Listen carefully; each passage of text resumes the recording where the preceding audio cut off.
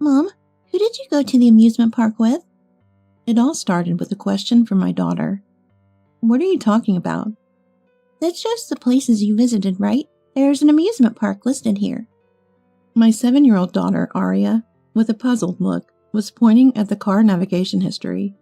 While I was loading groceries into the car, she must have tinkered with it, having learned how to operate it at some point. Why is there a record of a place we didn't go? Suspicious, I checked the date, and it was set to last Sunday. The only person who used the car that day was my husband, Timothy. He said he was definitely going golfing with his boss that day. With friends of the same sex? But there's no need to hide it, right? Could it be an affair? These doubts made me frown unintentionally. Mom, what's wrong? You look scared. Are you okay? I'm fine, sorry. I just made a little mistake in the settings. Nobody went to the amusement park. Oh, okay. After brushing off my daughter's concerns, I took a deep breath to hide my confusion about my husband's suspected infidelity and started driving. I'm Natalie, 38 years old. I live with my 7-year-old daughter and my 42-year-old husband. After getting married, I continued working, but became a housewife when I got pregnant with my daughter. This was at my husband's request, as he often had to stay home alone as a child and didn't want our child to feel lonely. Tonight's dinner is delicious, and the house is so clean and comfortable. Thank you as always. My husband always appreciated my effort like this. However, his attitude began to change gradually about 6 months ago. Today's meal isn't very tasty. The house seems dusty too. At first, he would grumble like this, furrowing his brow. I seasoned it as usual, and I clean every day. What? Are you saying I'm wrong? No, but I'm not feeling well. I'm going to bed. My husband angrily slammed his fork on the table, stood up abruptly, kicked the chair, and went to the bedroom. Something upset him. At that time, I just thought he was in a bad mood. But that was the beginning of his increasingly worse behavior. You're a housewife. You should work harder for the house. He started berating me whenever something happened. What's this meal? It looks so unappetizing. I don't even want to eat it. But cream stew is your favorite, isn't it? This is cream stew? Dog food would be better. I'm throwing this away. Wait, what are you doing? He threw the pot of food I made into the sink. Seeing his triumphant look. Even though you're a housewife, you still make this kind of garbage? If you're going to learn from this, you should learn more about cooking. I felt a surge of frustration, but managed to hold back tears and fled to the bathroom. Mom, are you okay? Did you and Dad fight? Our exchange must have been heard by my daughter, who had finished her meal earlier and returned to her room. Just a little mistake by Mom. It's okay, really. I said to my daughter with a smile, then cried alone in the bathroom. I mustn't worry, Arya. Maybe Timothy is just taking out his frustrations from work on me. He's not the type to talk about work, so I thought he must be bottling things up. I believed that if I endured, he would eventually return to being the kind of husband he once was. However, contrary to my hopes, his attitude only worsened. I sold about half your coats and clothes. What? Why? There wasn't enough space for my clothes. I made a decent amount of money from them. In a panic, I checked the closet and found that among the many items belonging to my husband, only a few of mine remained. More than half are gone. Staying at home and having more than 2 outfits is a luxury. You should be more frugal. All that was left of mine were undergarments, a thin t-shirt, jeans, and the shoes I usually wear. Seeing me at a loss, he just smirked. Is there any point in tolerating this anymore? But Arya needs her dad. Thinking of my daughter who adores her father, I felt I had no choice but to endure. But gradually, my husband began to grow cold towards Arya too. Dad, today at school. Dad's tired. Tell me tomorrow. But Dad, you haven't been listening to me lately. I'll listen sometime. Dad's busy with work. Don't bother me. I'm sorry. Ignoring his sad daughter, my husband went to the bedroom. This repeated day after day. How can he be so cold to Arya? But she loves her dad. I was at a loss about what to do, and 6 months passed in this turmoil. And then I found that history in the car navigation. I was deeply disappointed, but at the same time, it explained my husband's recent behavior. But still, it's not definite proof of an affair.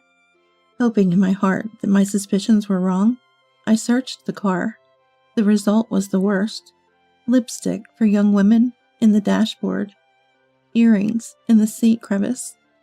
Apparently, my husband's mistress was quite bold. Leaving such evidence seemed intentional, as if challenging me. I immediately confronted my husband with the evidence. I found these in the car. So what? He avoided looking at the items and started touching his ear and neck, clearly unsettled. Lipstick and earrings that aren't mine or Arya's. Whose are they? How should I know? Arya must have picked them up somewhere. That's not possible. What are you saying? I'm having an affair? Aren't you? All this evidence? As I pressed him with the evidence, he threw it at me with all his might. The earrings and lipstick hit my chest and rolled onto the floor. This is your fabrication. This can't be evidence. How dare you, a useless housewife, accuse your husband of this? Have some shame. He raged with flared nostrils and wide eyes. His frantic denials only confirmed my suspicions. He's upset because getting caught would look bad.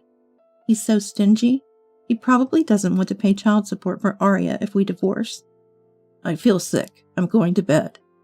He went to the bedroom without admitting his affair. I can't take this anymore. But is it okay to divorce like this? This isn't solid proof, and I don't want to make Arya sad. Even in this situation, I was torn. But no matter how much I thought, I couldn't find an answer. I sighed deeply, locked the earrings and lipstick in a drawer, ensuring they wouldn't be thrown away. A few days later, something happened that forced me to make a decision. That day, I was ill and bedridden from the morning. My husband, who had been distant since I confronted him about the affair, showed no concern. Whatever, when told. When he peeked into the bedroom, I foolishly thought he might be concerned. I have sudden work, going to the office, he said briskly, and tried to close the bedroom door. I have a fever. Can you take me to the hospital? I grabbed his arm weakly, trying to move my feverish body.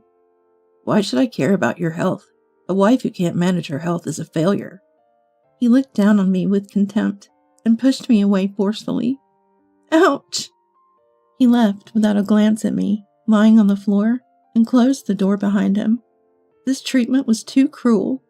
I was on the verge of tears from frustration and sadness.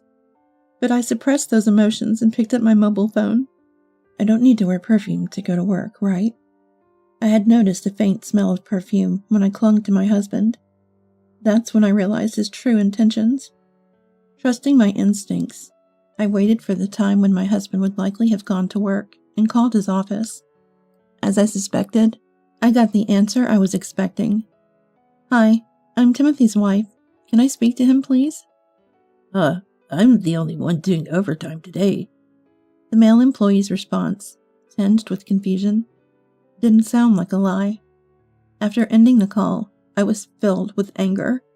He lies shamelessly to see his mistress, even when his wife is suffering. Who's the one failing as a spouse? Clearly, it's this despicable man. It's obviously not good for Arya either. In that moment, my doubts vanished.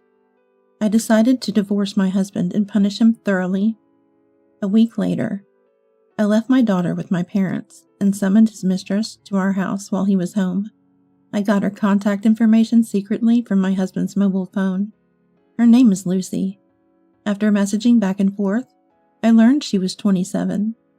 A woman who leaves such deliberate evidence would not hesitate to respond to my summons. About 5 minutes past the time I had set, the doorbell rang. Could you get that? What? You open it. But she's more related to you, isn't she? Me? Look, this person. Looking at the screen, there was a young woman with long hair, fidgeting with it in annoyance. My husband's face was priceless when he saw the woman on the screen. His eyes darted around, mouth opening and closing like a fish out of water. What? Why? How come? In a fluster, he ran to the front door. Immediately after, voices of argument between my husband and his mistress echoed from the entrance. I peeked out from the living room. Get out. No, I'm going to tell your wife everything. Let me in. Don't be ridiculous. Quiet down. You'll bother the neighbors. Just let her in. Reluctantly, my husband let the mistress into the house, wary of the neighbors. What's this all about? Calling me out like this, you old hag? The mistress arrived without a hint of remorse. After all, a woman who leaves such evidence in a car isn't going to be shy. I was prepared for her brazen attitude. I called you both here to discuss your affair. As I began, my husband's face turned pale, while the mistress remained nonchalant. She's just a colleague. I'm her supervisor, so we're close. Supervising her in what? Things like this and that? How indecent. It's work supervision, obviously. Ignoring my husband's pathetic lies, I presented the earrings and lipstick I had kept in the drawer to the mistress. These are yours, right? Oh, you found my little gift. So it was intentional. I wanted to make you aware of my existence and make you jealous. Your husband's been neglecting you and your daughter for fun with a younger woman. Such audacity. The mistress laughed mockingly, exuding confidence. I was astonished by her brazen attitude. No, she's just saying whatever. Those aren't Lucy's. Calm down, darling. No need to be scared of this old woman. Just shut up. I have more evidence, you know. What? As I laid out the evidence, my husband became increasingly panicked, sweating profusely. First, this hotel points card I found in your wallet. Ugh, snooping through your husband's wallet. How low. The mistress exclaimed dramatically, but I continued. This is a hotel receipt, and your mistress isn't very smart, is she? What? This is a photo she posted on her blog, a selfie of you two. I laid out a photo on the table showing my husband and the mistress cozily arm in arm. The photo, along with others, was too intimate for mere colleagues. Why did you post such a picture? Aren't we getting married? Then it's no problem. You said that? No, Yeah, my darling promised to divorce that rotten vegetable of a wife and marry me. The mistress boasted to me with a triumphant look, seemingly oblivious to my husband, who was clutching his head as if it were the end of the world. Could you, a charmless, wrinkled woman, not interfere with our pure love? How dare you call it pure when you're engaging in something as disgraceful as an affair? My darling and I are meant to be. We just met at the wrong time. Then you should have divorced me first before starting a relationship. That's common sense. Our bond was so strong that we couldn't wait. The mistress was full of confidence throughout. She spewed embarrassingly naive statements, utterly convinced that she was my husband's true choice.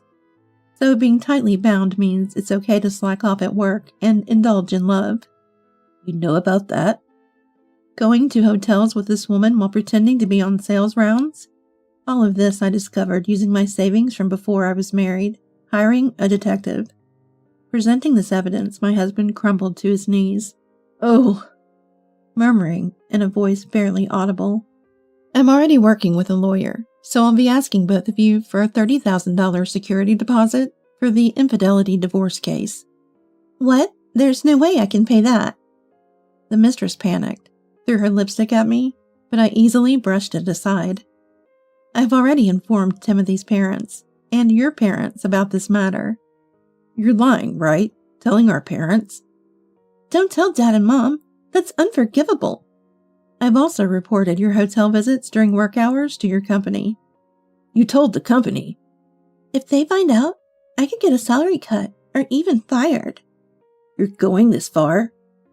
I'll be asking you for $80,000 in child support for Aria. When did you become such a cold-hearted woman? You don't seem like the Natalie I know. My husband, used to my submissive nature, never imagined I could corner him like this. He looked at me as if I were a stranger. I haven't changed. You're the one who's changed. Such a thing. Again, my husband hung his head, sighing heavily. Meanwhile, the mistress couldn't accept the situation. Ruining a young woman's life and feeling good about it, you old hag? You are the one who messed up my life first. You're responsible for your actions. I don't care if I get fired. I'll start a new life with my darling. Please forgive me. My husband begged, his head hitting the floor with such force it seemed he might break it. What? What are you saying, darling? I don't want a divorce. I never intended to start a new life with you. What do you mean? You said you'd divorce her and marry me. I was just saying that to lighten the mood. I have no intention of divorcing Natalie. You were happily talking about throwing away her food and clothes. Wasn't it all to get a divorce? That was. I just got more and more pleasure seeing Natalie in pain. I never thought she would talk about divorce. That's horrible. You never intended to marry me? Marry a stupid woman who posts our photos online while we're supposed to be a secret? No way. That's too much. The mistress looked disappointed. Please, Natalie, I swear I'll never cheat again. Can you overlook this just once? He grabbed my arm, pleading. This was the exact opposite of when I, feeling ill, tried to stop him from leaving. You've failed as a husband and a father. There's no choice but divorce. We're a couple, right? You must feel something when your husband apologizes this much. We'll soon no longer be a couple, and I see no remorse in you, so the divorce is non-negotiable. Realizing I wouldn't budge, he finally released my arm. In just a few hours, my husband's face aged drastically. I handed him the divorce papers I had prepared in advance. My daughters and my belongings are already moved to my parents' house. After you fill out the divorce papers, contact my lawyer. I had no more business here. No lingering feelings for my husband. Leaving the lawyer's card next to the divorce papers, I walked out the door. This is too much. What a victim you look like. Give me back my life, you traitor. The mistress, tears in the corners of her eyes, pounced on my husband like an angry cat. She scratched his face with her manicured nails, her long hair flailing. Ouch, help me. I'll never forgive you, you piece of trash. I left the house I had grown accustomed to, ignoring my husband's outstretched hand. Later, I heard from the lawyer that my husband, who brought the divorce papers, had a face covered in scratches. The mistress not only damaged his face, but also wrecked our house. I promptly filed the divorce papers, and Timothy became my ex-husband. He was fired from his job due to the hotel visits during work hours, deemed as misconduct. The mistress was fired too. My ex-husband, having caused a disturbance in the apartment and damaged the interior, was evicted. He took a dangerous loan from a shady financial institution to pay the security deposit and child support in one lump sum. Now, chased by a terrifying interest rate, working tirelessly at a factory by day and a construction site at night, the mistress, previously living with her parents, was kicked out and took a similar loan to pay the security deposit, working tirelessly through the night, leveraging her youth. As for me, I decided to return to work while staying with my parents, dedicating more love and care to Arya than ever.